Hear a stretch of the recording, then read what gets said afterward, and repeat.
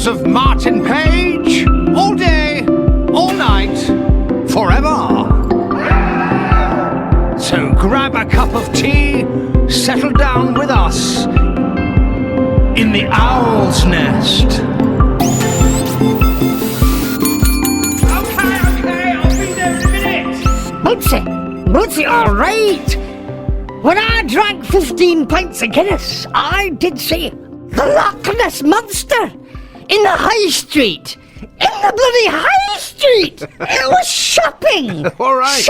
Surely that's an illegal act! It is an illegal act. That I couldn't resist listening to Angus from Kilmarnock again, asking a very deep question to Bootsy, who will be in the show a bit later. Thank you, Angus from Kilmarnock. Lovely way to start the show. Radio Owl's Nest programme, probably 5,221 and a half. It seems that I've been sat in this Owl's Nest forever, but still having a lot of fun here. And I'm going to play a track that, I wrote when I first came to LA. Within a week of being in LA, I was with Ray Parker Jr. Playing on Ghostbusters. And when we were doing that, I played him some other songs that I was writing. And there was a track called Love is a Drug, which I'd written on an 8-track false text, just me with a Jupiter 8. And Ray said, I dig that, and I want Radio, his own band, to record that. So here it is, the demo of Love is the Drug.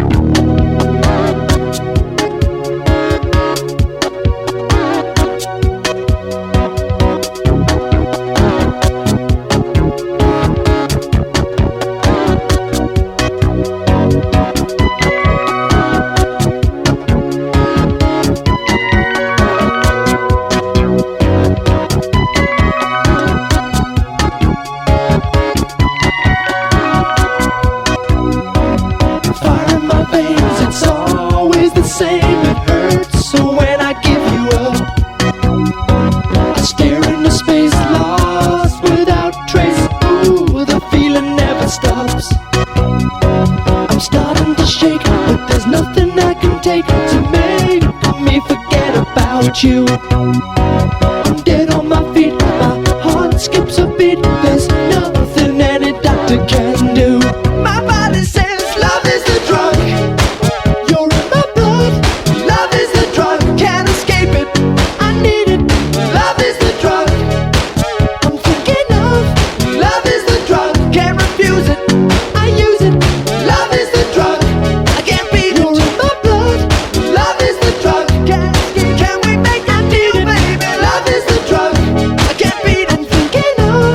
Love is the drug, can't refuse it.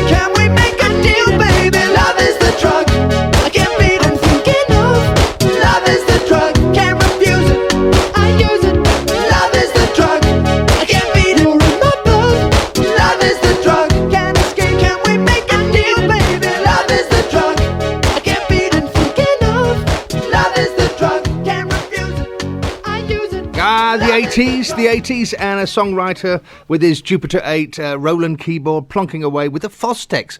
Can anybody remember those Fostex quarter-inch 8-tracks? Yes, I had one of those in a little hired house in LA where I was writing thousands of demos, trying to get them cut, trying to be a songwriter.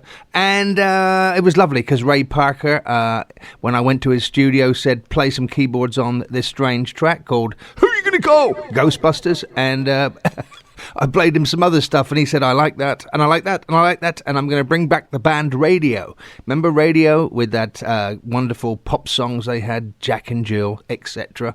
Well, the band Radio didn't reform, unfortunately, but Love Is the Drug. Ray always loved that demo. Recently, when I saw him, I went up to his house, and you push the doorbell, and it goes... Who are you going to call? I am telling you the truth. Yes, the doorbell and the telephone has Ghostbusters on it. You know you're at the right place. But when Ray recently played on some of my songs, some wonderful guitar, he said, what about that song, Love Is a Drug? I've still got it. And I said, so have I. So you just heard it. Love Is a Drug, a demo from the 80s. Yes. The football crowd that I bring around with me wherever I go. On Love Is a Drug, I was just listening then and I could hear that it was Little Red Corvette Prince influenced. And Ray Parker was signed to the same management company as Prince. And so was I at a certain point. So you can hear the Purple One's influence. We miss him. So let me paint the picture for you here. Yes, the boiling kettle. I have about 35 to 40 big mugs of tea a day. What is that with English people? But setting you the scene here, the actual kitchen is not too far away from the OwlsNest. So cups of tea have to be boiled up and brought to me every 30 seconds, and that was one boiling now, so I'm rather happy. The English really can't survive without their tea, can they? Sometimes thought, how many hit songs, or how many songs did I write while consuming tea? Probably as much as whiskey. Yes, probably about the same. No, I'm a teetotaler. Yes, I've tried it under all kinds of substances. Yes, and it is quite laughable when you hear what I wrote under certain substances. You do not want to hear that. Yes, so if you're going to write a hit song, it has to be Typhoo Teabags. Typhoo Teabags will definitely get you in the top 5. Ooh. Here's a song from my solo album, A Temper of Peace, a song called When the Harvest Is In, a little bit of reggae, and this is a new version of the song from my vaults, a new mix.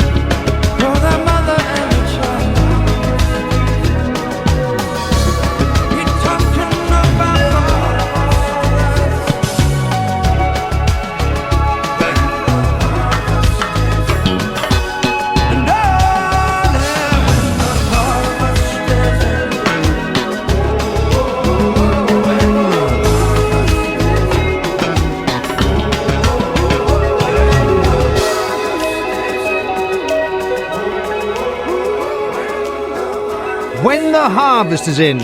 I didn't say harvest with my Hampshire accent. When the harvest is in.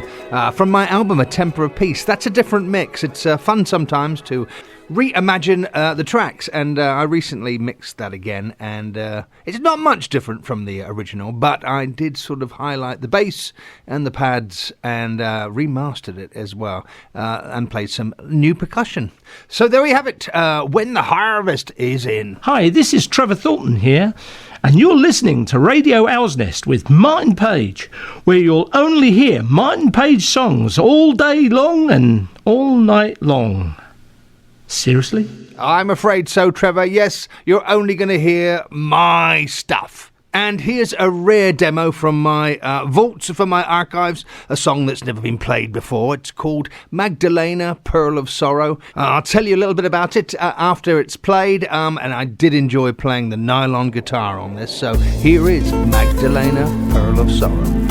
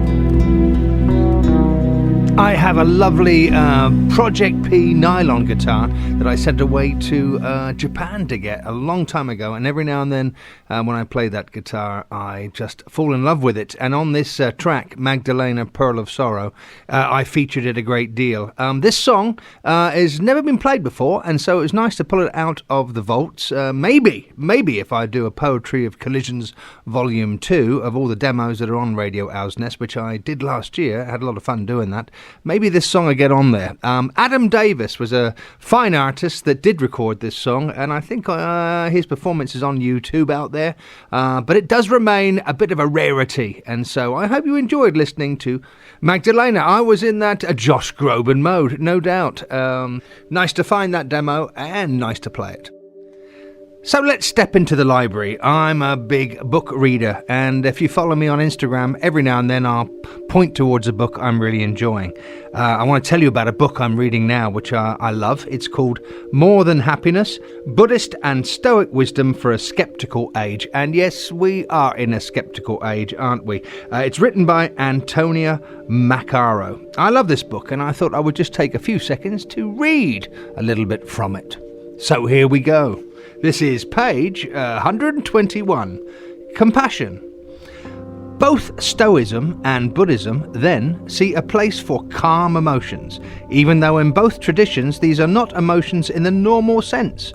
Among these, compassion seems especially important for properly relating to others. Compassion literally means feeling with. I like that, feeling with.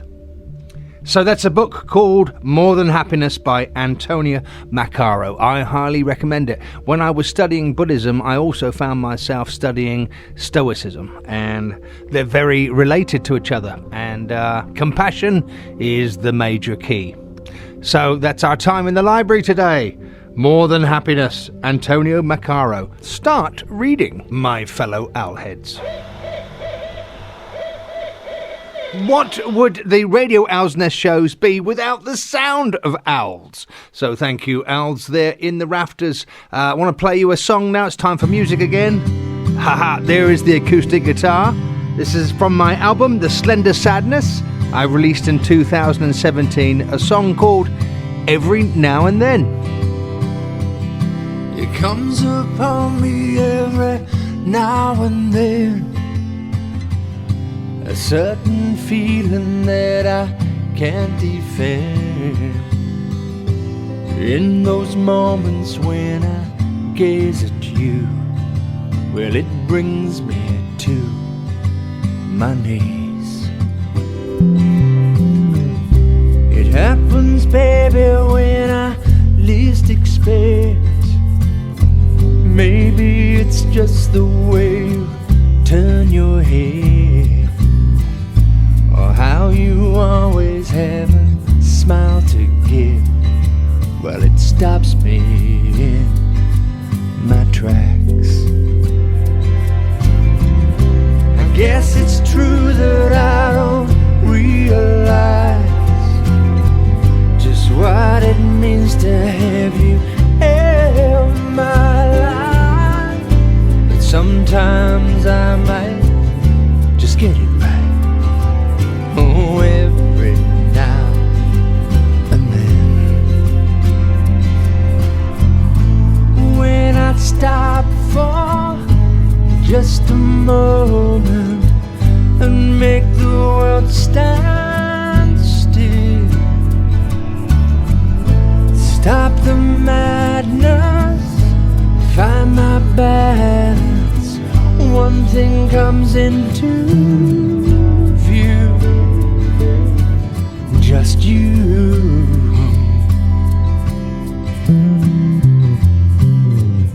I've had my doubts and I've had regrets, but when I watch you put our child to bed, all I've ever wanted is here right now, reflected in my eyes. And it's a fact that I don't tell you enough, how lucky I am to have your love.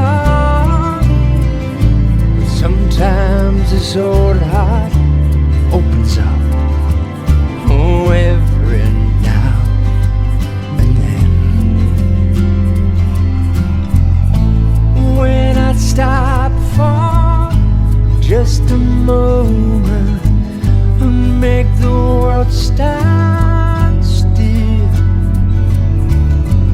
Stop the madness, find my balance. One thing comes into view, just you.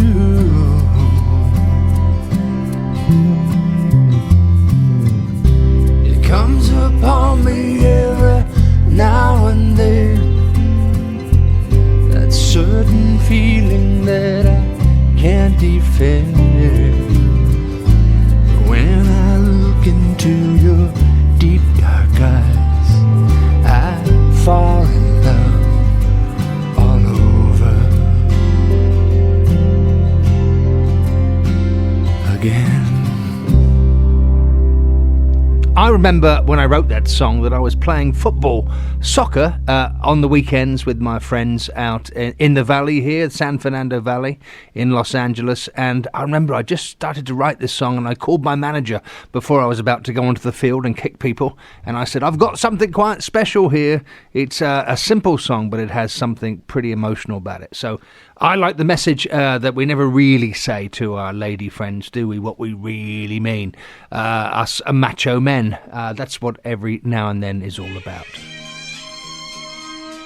Oh, it's that lovely music that we often hear in lifts, don't we, or in supermarkets. A lot of my music, unfortunately, yes, is played in lifts and supermarkets now. But we won't go into that. It's time for that special moment when Bootsy, the mascot of Ironing Board Records, the feline genius, the black cat, that answers everybody's questions about life. Should we say that again? Life. Oh, I love that echo. Yes, Bootsy is here again after eating 17 pouches of Fancy Feast Classic. They're with wild salmon and vegetables in a decadent, silky broth. That has brought him to a fine peak of intelligence. So again, my friends, it's time for The Wisdom of Bootsy. I'm digging my hand into a huge sack of mail, and today's question comes from Wolfgang Siegfried from Salzburg, Austria. Jawohl, Bootsy. I come from the land of Beethoven and Mozart, and I play piano, but I sound shit. What can I do? Meow. Inside the box, comfort is implicit, yet ephemeral. Outside the box, comfort is elusive, yet permanent. Or is that the catnip speaking? Meow. The Wisdom of Bootsy. Oh, thank you, Bootsy, for answering the question there for Wolfgang Siegfried from Salzburg, Austria. Bootsy will be back next time to answer all those nasty questions about life. That does sound like my bones. But we've opened the door to the vault. I thought I'd play you a song that's never been aired before, a real rarity, a real demo. It's a song called No Mountain High Enough.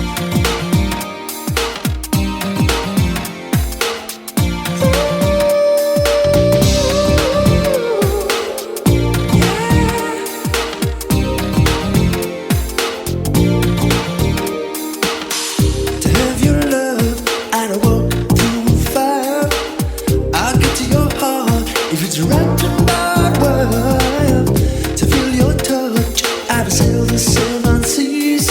I know these days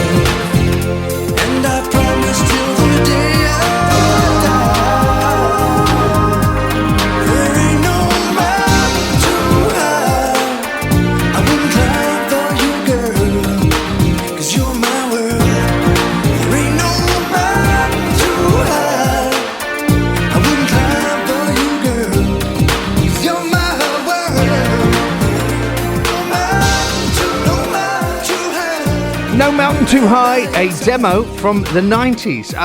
That brought back memories. MPC drum machines we used to use in the studio that had a very laid-back feel, and it was that hip-hop time.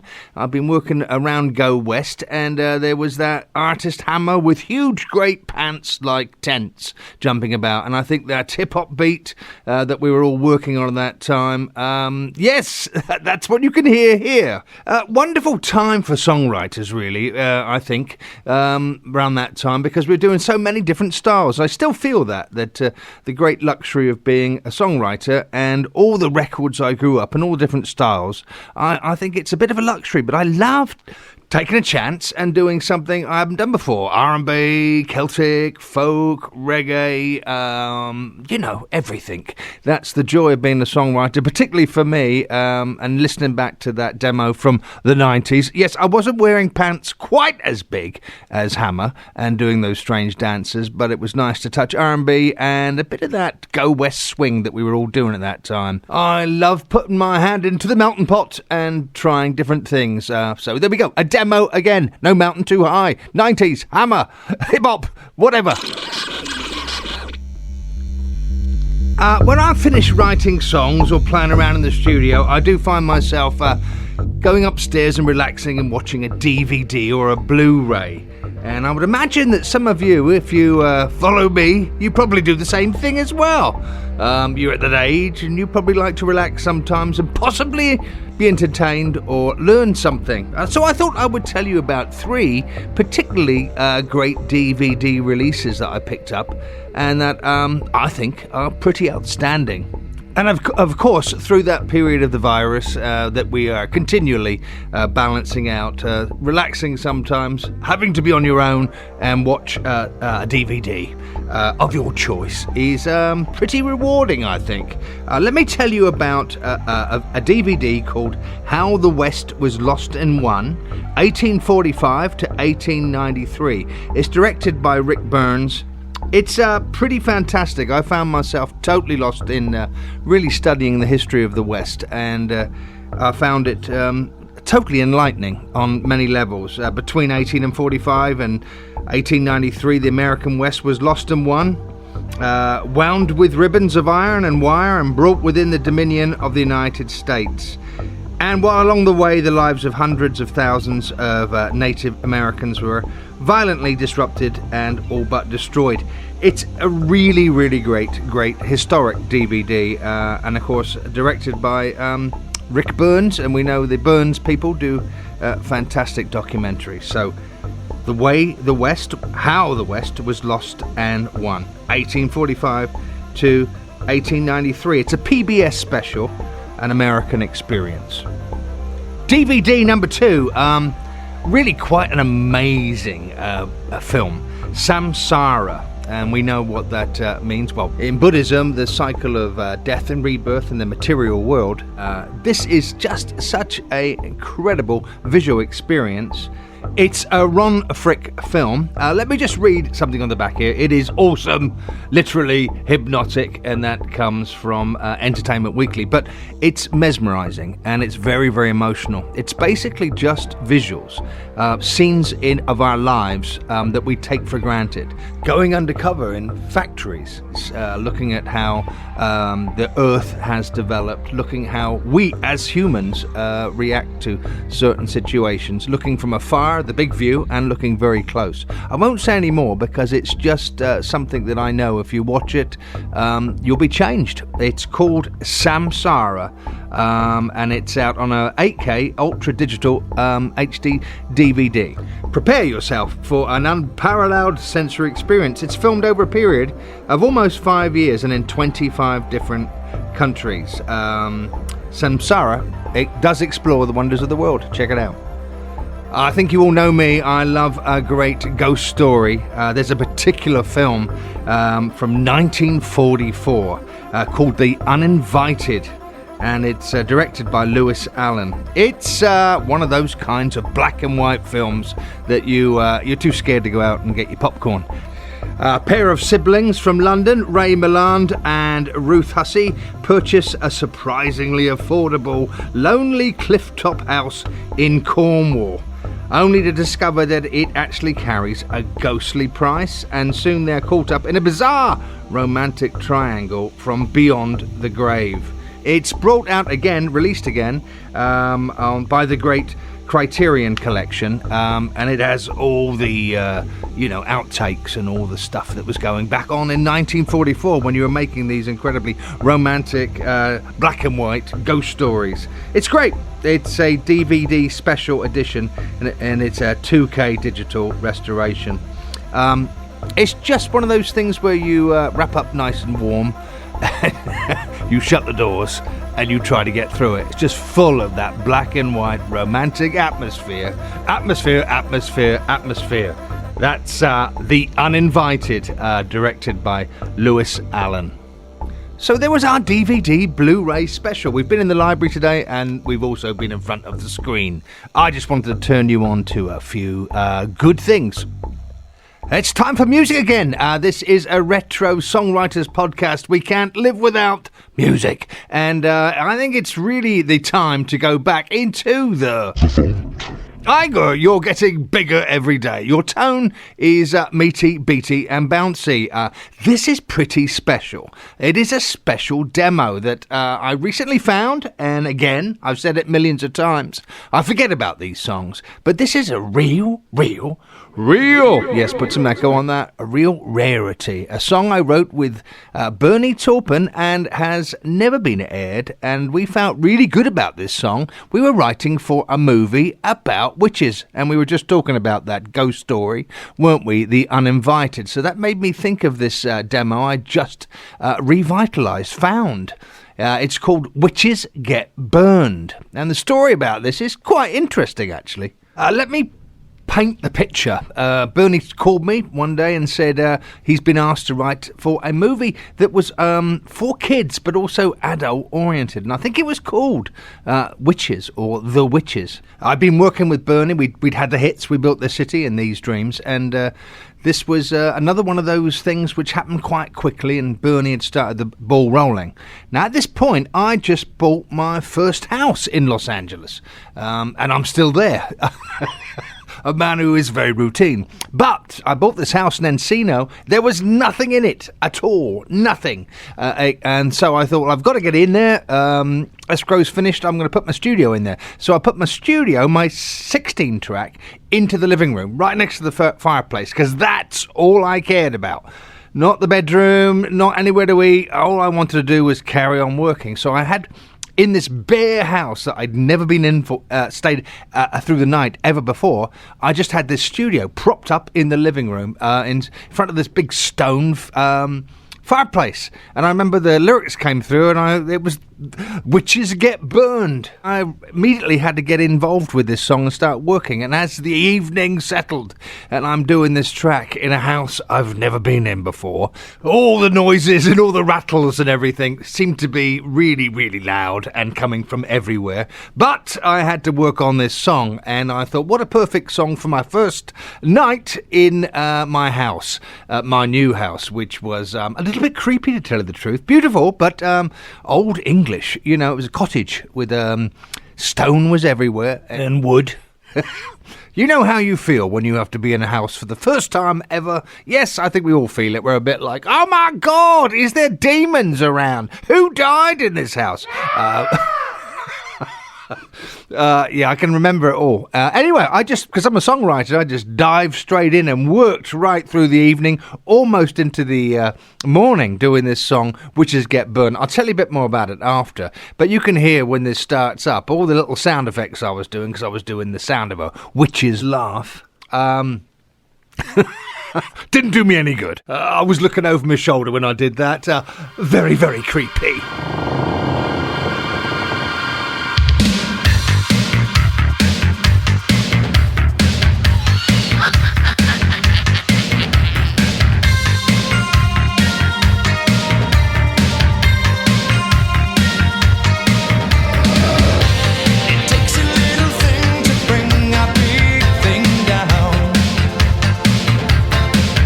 Just a little spell can turn the whole world around.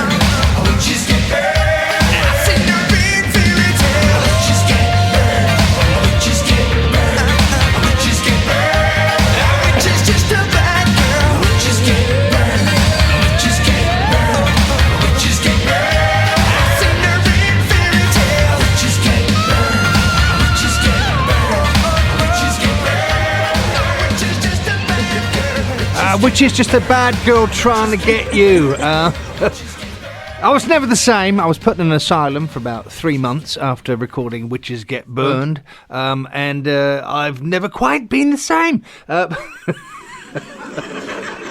Yeah, okay. I don't know why that laughter is going on. That's because there's a fader that shouldn't be there. Thank you. Still not a very good DJ. Getting back to the phenomenal world of the witches. Tommy Funderburg, that great session singer, I know that he came in about 3 or 4 days later after I did the demo and slapped my face and said, "What's happened to you? You look so pale."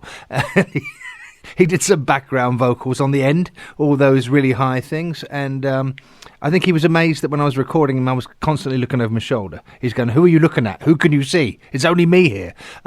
Anyway, the story of this song was the director of the film. It was made in England. He heard the track and thought, "I love it. It's great." Bernie loved it, and it was scheduled to be in the film, and then they didn't make the film. They may have made it, I believe, something like 2 or 3 years later, but all the crew and everybody was different. But at that time, it was booked to be done. It was being used as a temp in the film, and everybody was quite excited about it. But then the movie was not made. Some songs remind you of where you were and what you were doing. Well, obviously, Witches Get Burned was definitely reminded me of the first day that I moved into this house and recorded that song. Listen to Bernie's lyrics. What a clever lad, eh? I think he nailed that fairy tale witch lyric really quite brilliantly. And I still can't light the fire on a cold night without looking over my shoulder rather tentatively. Well, I'm burning some incense here in the studio. It's smelling pretty good. And I'm looking through the the vaults here and on my computer, and I want to play you a song. Excuse me, it's the incense. I want to play you a song that is very special to me. It's a song called "You Can Let Go." I recorded it in 2012 for my A Temper of Peace solo album. It was the last track on that album, and I found here on my computer, on my Pro Tools computer, in the vaults, I found a pre-mix, which means it was the main mix before the final mix. It meant I was getting very near to what was going to be on the record. In sense, it's a mixture of really what the demo is and then what the real master is.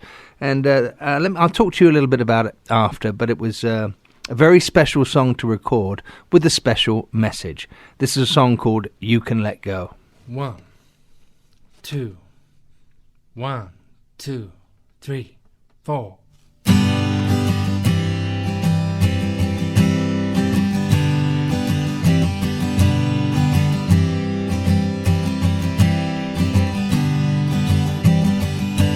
I can see you're tired.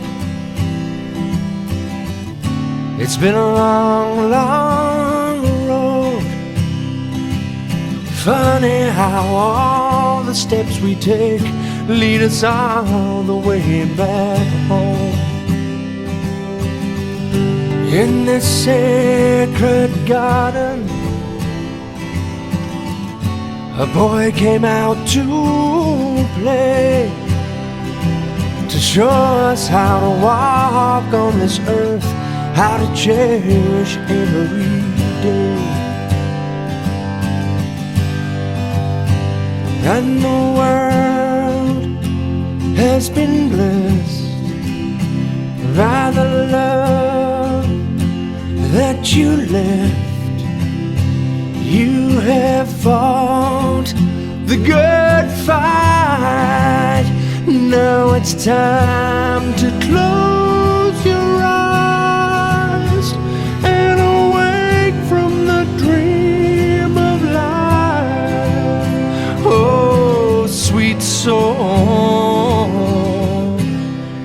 you can let go.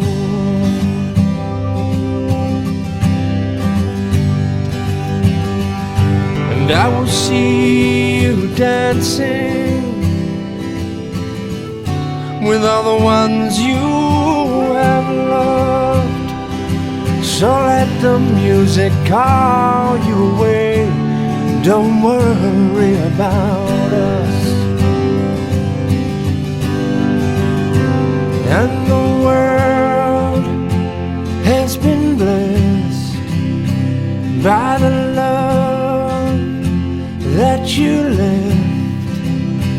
You have fought the good fight. Now it's time to close your eyes and awake from the dream of life. Oh, sweet soul, you can let go, and the child still shines in the light of your eyes, where no pain can dim the flame. Now it's time to break the chains and walk into the healing rain. Oh, sweet soul, you can let go. Oh, my sweet soul, you're going home.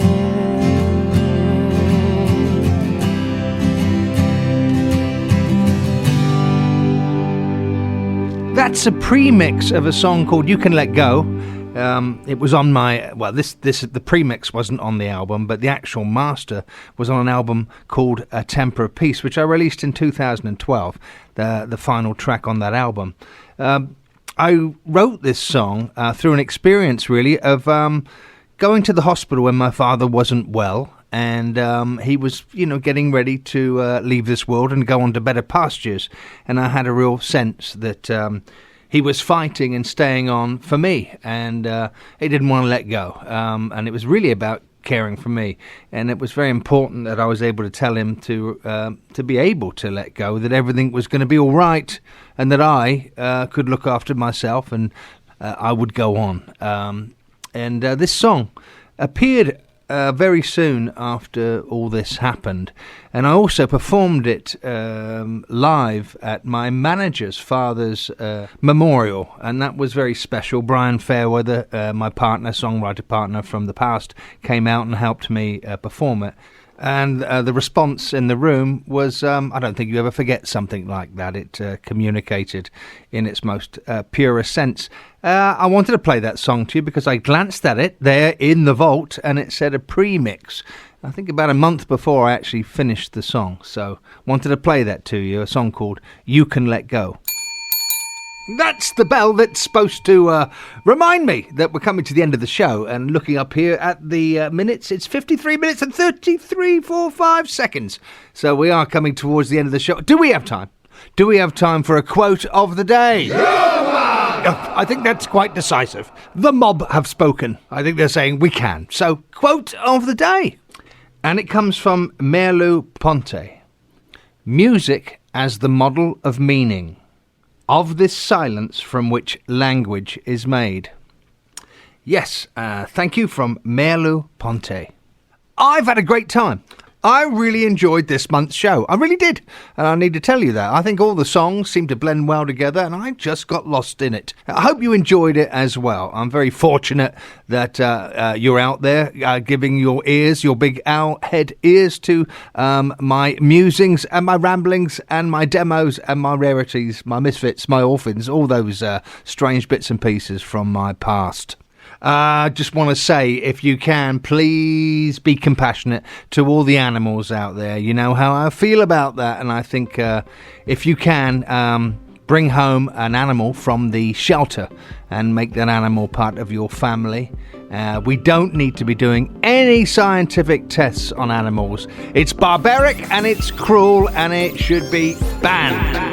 Yes, animals feel just like us. So be mindful and compassionate and look on the bright side of life. And I, Pagey, Chief Owlhead, will see you again soon in the Owl's Nest.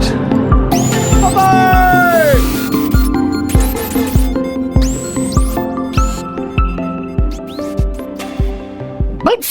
Bootsy, all right. When I drank 15 pints of Guinness, I did see the Loch Ness Monster